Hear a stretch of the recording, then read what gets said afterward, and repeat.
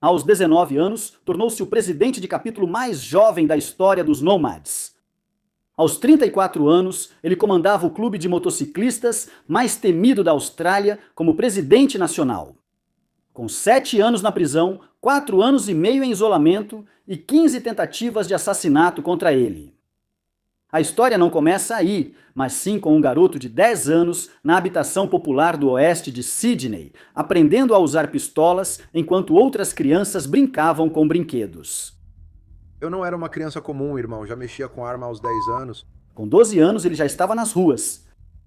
Com 14 anos, ele vestia as cores que faziam homens endurecidos tremerem. De comandar um império criminoso multimilionário a construir um reino nas redes sociais com mais de 500 mil de seguidores.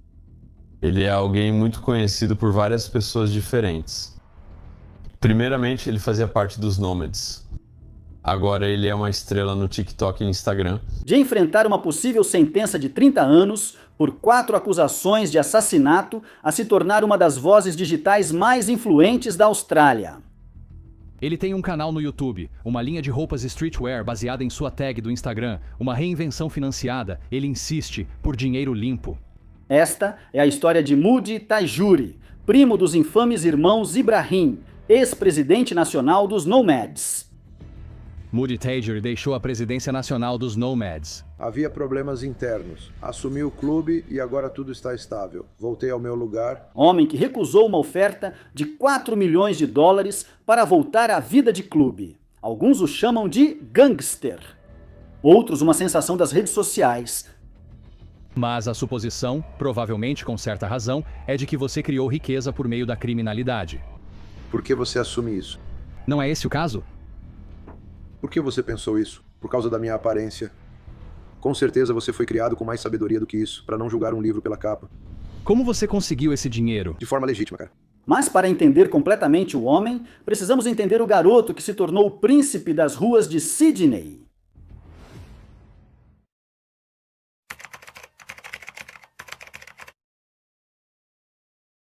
Nos conjuntos habitacionais de Marylands, no oeste de Sydney, um jovem Muddy Tajuri observava enquanto Ferraris e Lamborghinis paravam em frente à sua casa de infância.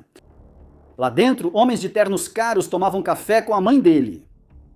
Eu nasci nos subúrbios do oeste, em Maryland, mas cresci em King's Cross. Foi fácil. Eu venho de uma família grande, então meus primos eram os Ibrahims, então crescer foi moleza pra caramba. Como posso dizer? Nascido em uma família criminosa, por assim dizer. Entre esses visitantes frequentes estava Roger Rogerson, um detetive que mais tarde se tornaria infame por corrupção. Nos primeiros dias, Rogerson era só mais um rosto na órbita do império crescente da família Ibrahim. Aos 10 anos, Muddy Tajuri já integrava uma dinastia criminosa. Seus primos, Sam e John Ibrahim, tinham sido trazidos do Líbano anos antes por sua mãe, antes que a própria mãe deles pudesse fazer a viagem. Eu nasci em uma família criminosa, então não havia escolha. Simples. Minha mãe tem uma irmã, certo?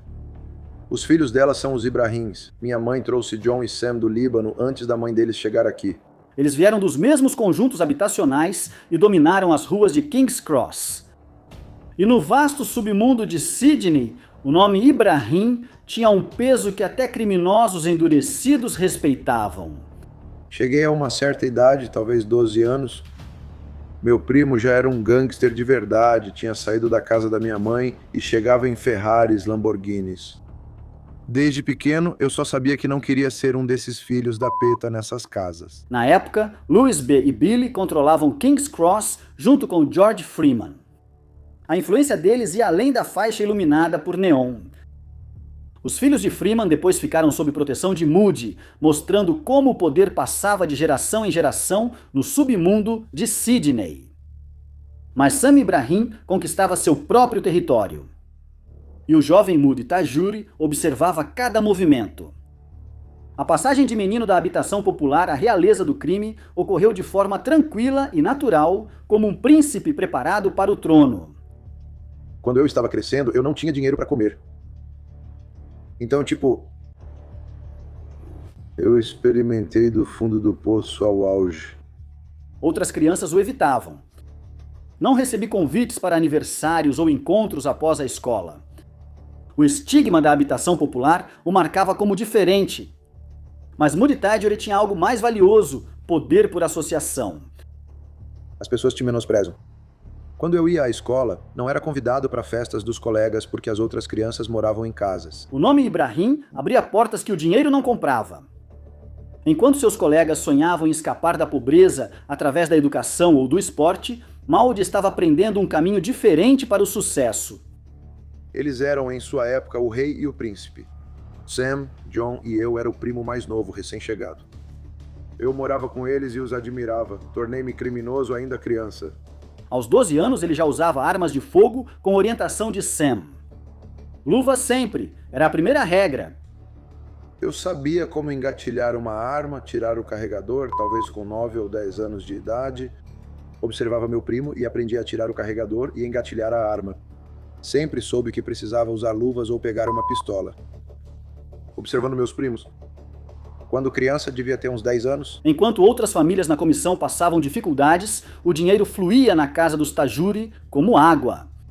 Moody Tyler observava enquanto seus primos contavam pilhas de dinheiro no balcão da cozinha, aprendendo cedo que a pobreza era uma escolha e que ele não seguiria esse caminho. Nesse mesmo ano, ele saiu de casa. Saí de casa quando tinha uns 12 anos e simplesmente cresci nas ruas. Entrei no clube de motociclistas com quase 15 anos. As ruas do oeste de Sydney viraram sua sala de aula e os criminosos, seus mestres. Em Maryland e Parramatta, ele construiu uma reputação que ecoaria pelas celas de prisão e sedes de motoclubes de toda a Austrália. O pai dele foi embora quando Moody era jovem, mas Sam virou mais que um primo. Ele foi uma figura paterna, mentor e porta de entrada para um mundo onde violência e lealdade eram moeda de troca. Meu pai nos deixou quando eu era criança e meus primos estavam com os Ibrahims, Sam e John. Sam foi uma figura paterna desde jovem. Mas as celas de prisão em toda Nova Gales do Sul logo ecoariam com o nome dele. A primeira vez que fui preso, eu devia ter uns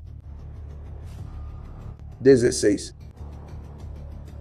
Uma pessoa em Bondi inventou muitas mentiras sobre mim. E fui acusado de 7 sequestros, 4 invasões domiciliares, mas era tudo mentira. Eu nunca cometi esses crimes. E fui colocado no Carry On Juvenile Center. E então acabei conseguindo fiança de 1.200.000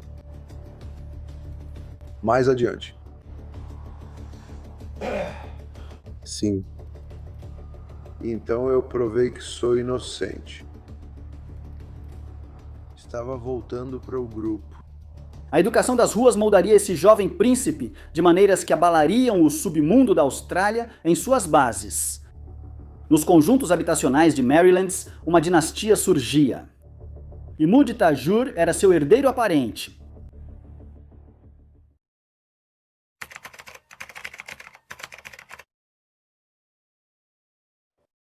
Em 1999, aos 14 anos de idade, Moody Tyler participou de sua primeira reunião dos Nomads. A reputação de seu primo Sam Ibrahim abriu as portas, mas o que veio depois foi conquistado com sangue e lealdade. Os Scorpions foram seu primeiro contato com a vida fora da lei, mas os Nomads seriam seu destino. Meu primo era o chefe, meu primo Sam. A Austrália o conhece como Sam Ibrahim, o rei de King's Cross. E ele era o líder dos Nomads. Acabei de entrar para as fileiras da família. Os Nomads tinham regras rígidas. 3 meses como aspirante depois, na condição de indicado. 2 emblemas no colete de couro, Nomads Austrália. A maioria esperou 1 ano pelo emblema central.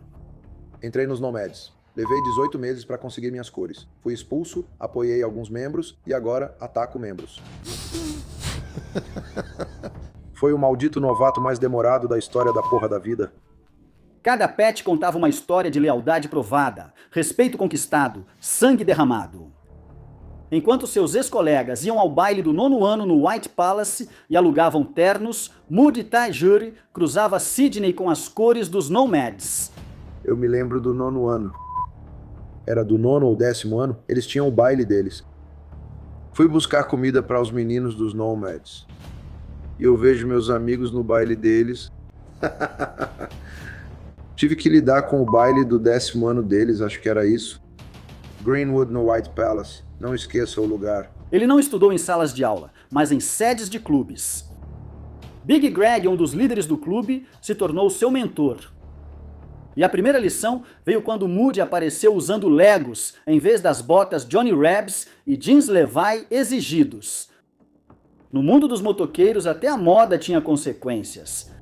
Então a transformação foi rápida. Numa idade em que a maioria dos adolescentes se preocupava com as notas da escola, Moody participava dos passeios do clube em motocicletas que valiam $45 mil.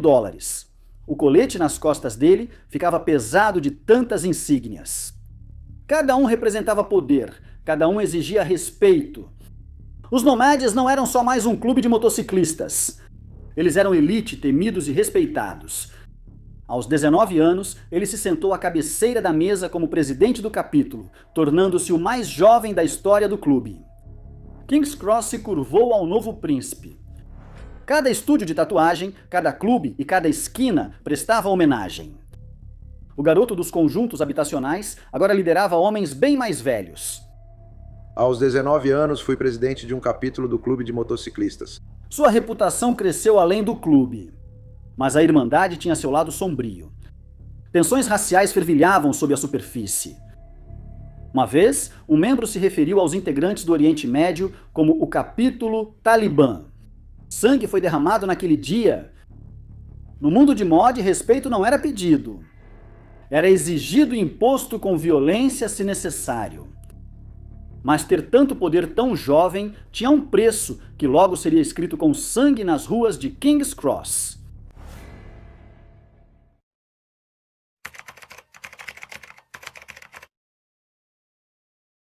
A véspera de Ano Novo de 2006 mudou tudo.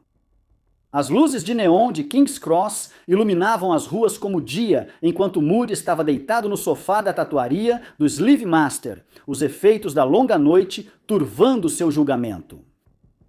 Robin Nasur apareceu do lado de fora, com o dedo levantado em desafio, um gesto simples que acabaria com uma vida e mudaria para sempre outra. Eu comandava a rua. Sim. Os meninos da rua. Foi assim que recomecei. Estou perto do banheiro extra e vejo isso em frente à DCM num conversível Saab. Você se levantou, chamou o cachorro e foi até o John. Naquela noite era véspera de Ano Novo. Ele pressionou a perna na janela da loja de tatuagem e gritou insultos. A falta de respeito precisava de resposta. Não no mundo do Moody.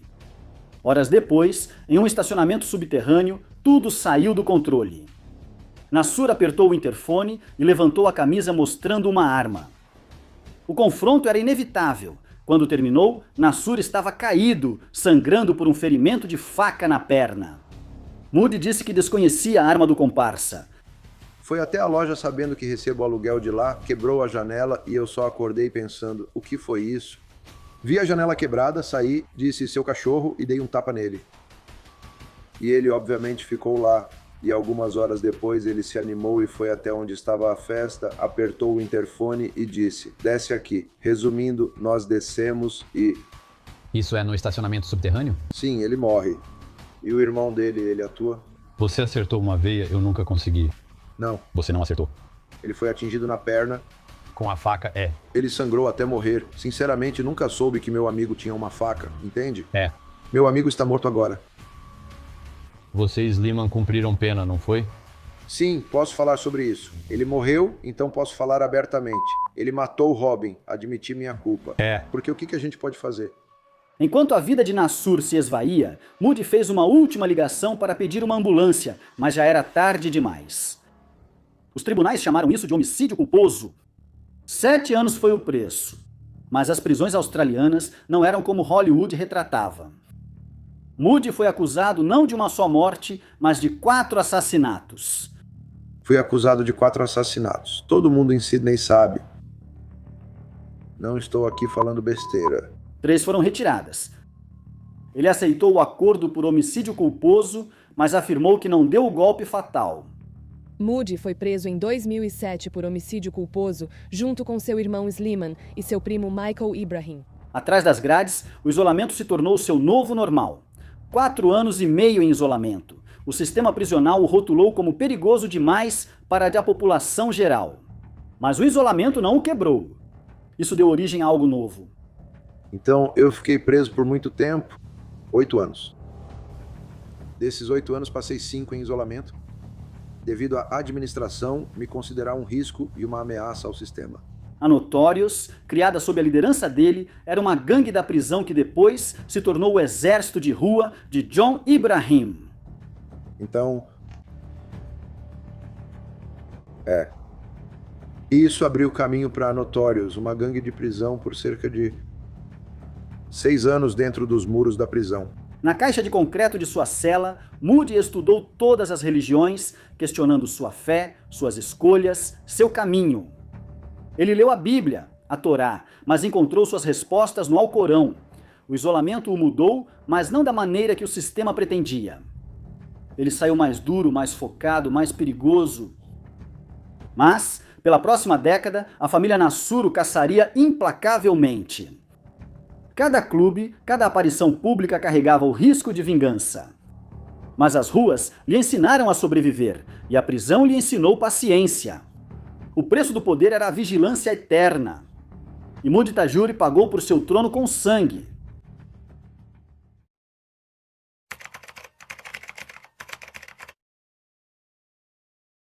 Libertado em 2013, Moody voltou para um mundo diferente.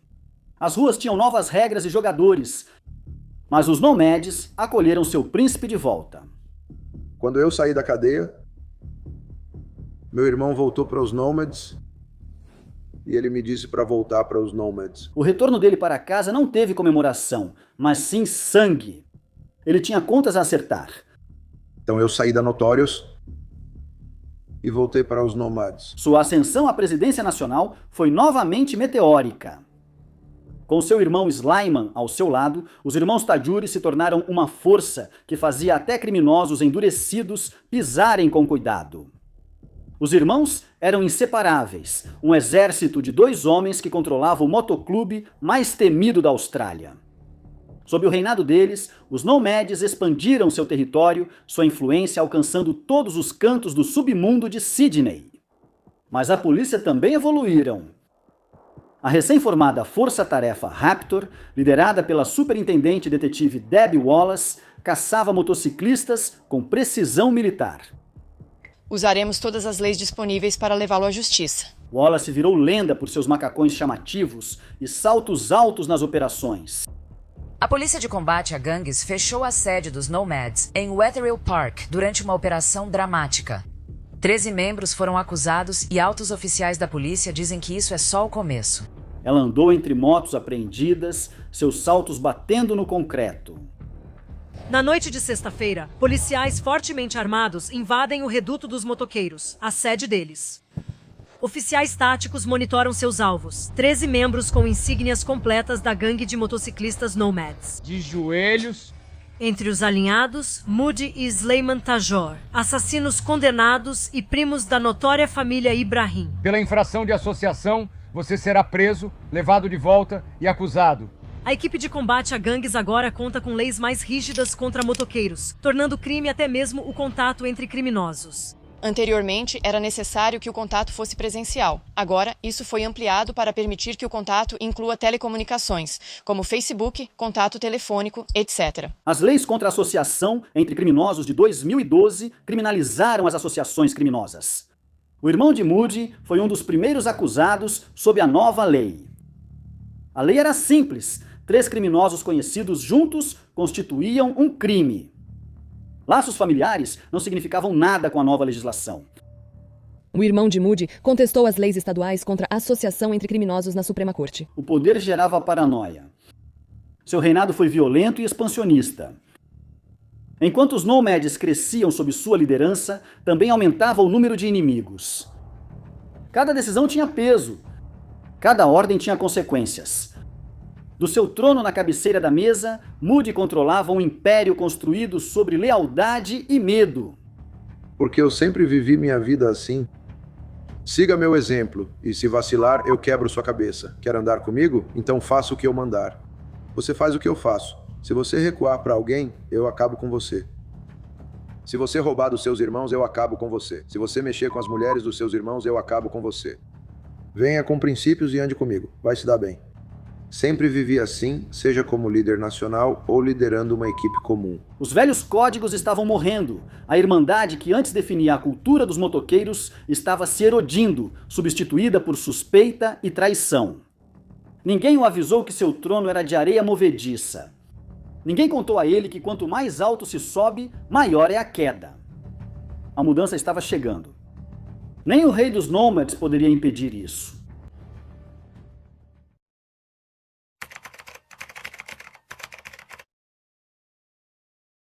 Em 2018, o cerco estava se fechando.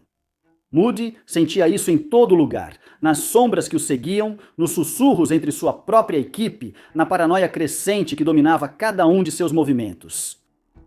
Numa noite, em um restaurante Middle Fist, 4 soldados vigiavam a porta enquanto ele jantava. Não era uma refeição comum. O superintendente detetive Wallace apareceu sem aviso prévio. Ela é maluca, cara. Sim, ela foi na minha frente. A reputação dela a precedia. A caçadora de gangues que já havia derrubado inúmeros integrantes de motoclubes. Mas desta vez, ela veio quase sozinha, com apenas um único companheiro. Foi uma jogada de poder que dizia muito. Eu estava comendo no Middle Fist com uma garota, enquanto 4 soldados faziam a segurança do restaurante. E então Beach bloqueou todo o local e toda a área ao redor. Na frente da acompanhante do Moody, ela entregou a ele os documentos da lista de vigilância antiterrorismo. A mensagem era clara: adapte-se ou pereça, sem associações, sem vida normal, sem escapatória. Ela é uma mulher extraordinária, para ser sincero com você. Sim, uma mulher muito forte, muito rígida, direta. Ela liderava muito bem a equipe. Fiquei surpreso com seu afastamento. Sim, ela resolveu se aposentar. Ela fez muito por este país. Você não pode ignorá-la. Ela acabou com os motoqueiros e eu era um deles. Todo restaurante, café ou negócio com que ele se envolvia era colocado sob escrutínio.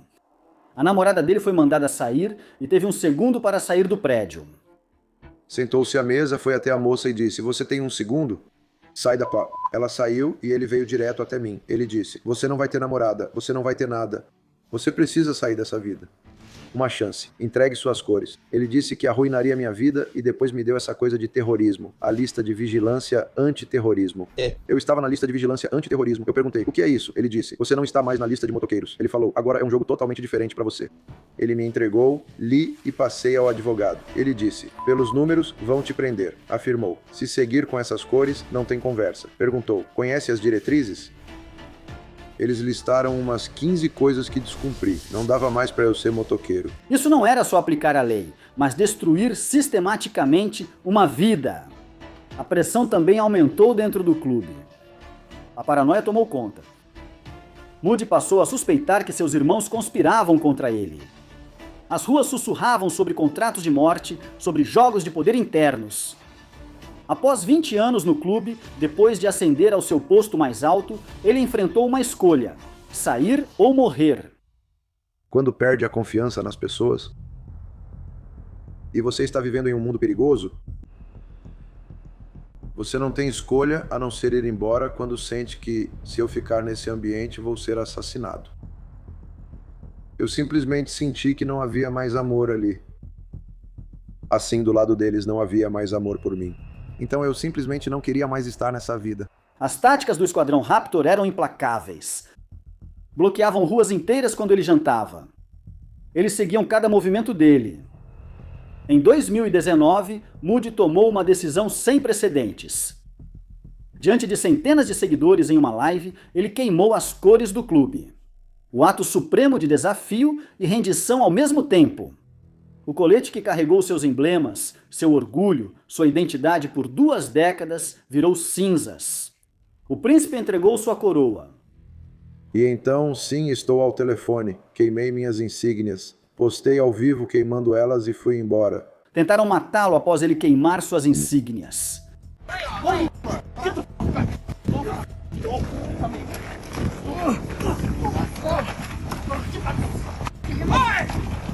Fiquem de olho nos quarteirões, rapazes. Fiquem de olho nos quarteirões. Saia daqui, você vai embora? Para onde você está indo? Ei, por que o podcast está lá, cara? Ei, o que você acha que está fazendo? Eu estou cuidando disso. Ah, para. A gente nem quer brigar. Mas nas ruas do oeste de Sydney, onde sua história começou, as perguntas permaneciam. Um homem como Moody Tajur conseguiria mesmo abandonar essa vida? Alguém que já teve tanto poder conseguiria aceitar uma vida comum? Seu irmão e primo estavam presos, seu império desmoronava. Primos na prisão durante 25 anos? Meus melhores amigos estão todos na prisão. Meu irmão está na prisão. O monstro que ele se tornou, moldado nos conjuntos habitacionais e nas prisões, não iria desaparecer. O capítulo acabou, mas a história continuava. Olha pra mim, 38 anos de idade. Toda a amizade que eu construí foi destruída quando saí do clube. Você vai fazer amizades e terminar em 2 lugares. Morto ou na cadeia. Todos como eu, sentados no sofá, sozinhos, sem ninguém por perto. Então, na verdade, 3 lugares. Morto, preso ou sozinho. Só estava mudando de forma.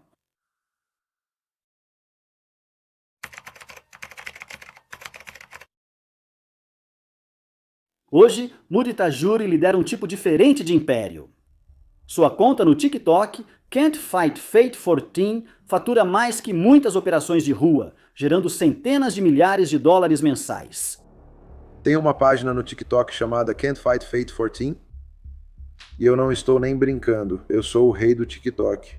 Pode pesquisar no Google, há um artigo sobre isso. Eu fiquei em primeiro lugar na Austrália várias vezes por semana. O ex-príncipe dos motoqueiros lidera um exército de seguidores, não de soldados. Sua sala de guerra virou estúdio, onde grava conteúdo diário para mais de 500 mil de fãs. Eu entro no TikTok e assim que estou online, todo mundo vem falar comigo. E com isso, acabo gerando centenas de milhares de dólares por mês em presentes. As pessoas me presenteiam, gostam do jeito que eu falo, gostam de me assistir. Sabe, eu gosto de conversar com as pessoas, entende o que quero dizer? Ele vive perto da água, longe dos conjuntos habitacionais onde sua história começou. Seu filho Gabriel, nomeado especificamente porque nenhum gangster jamais teve esse nome, representa sua esperança de um futuro diferente. É uma tentativa deliberada de um pai de afastar seu filho da vida que ele mesmo levou um dia. Mas o passado não desaparece totalmente. O telefone dele ainda recebe ofertas de quem lembra do poder que teve. Uma proposta recente de 4 milhões de dólares para voltar à vida no motoclube foi recusada imediatamente. As ruas ainda sussurram o nome dele em Maryland, King's Cross e em cada canto escuro do submundo de Sydney. Eu cresci querendo ser o cara mais temido das ruas, seguindo os passos dos meus primos Sam e John, e eu cresci admirando eles. E foi assim que acabei me tornando um nomad e um bandido nas ruas de Sydney. O monstro ainda vive dentro dele, só que contido, controlado. Ele admite isso abertamente, ciente de que décadas de violência não somem de repente. Em funerais recentes de membros de motoclubes, ele se viu entre rostos que mal reconhece. Uma nova geração assumiu o controle, e o velho mundo que ele conhecia está morrendo. Sua rotina mudou de reuniões do clube para criar conteúdo. O mesmo carisma que antes comandava criminosos calejados, agora cativa o público das redes sociais. Todas as manhãs, ele conversa com milhares pelo celular, construindo um império de cliques e visualizações, não de sangue e irmandade. Mas a polícia ainda o vigia. Seu nome ainda tem peso tanto em círculos legítimos quanto criminosos. Mas Moody Tajur, o príncipe que virou rei, que entregou sua coroa apenas para construir uma nova, parece satisfeito com seu reino digital. Por enquanto. A pergunta que assombra tanto as autoridades quanto seus seguidores permanece. Por quanto tempo um guerreiro pode se contentar com conquistas digitais?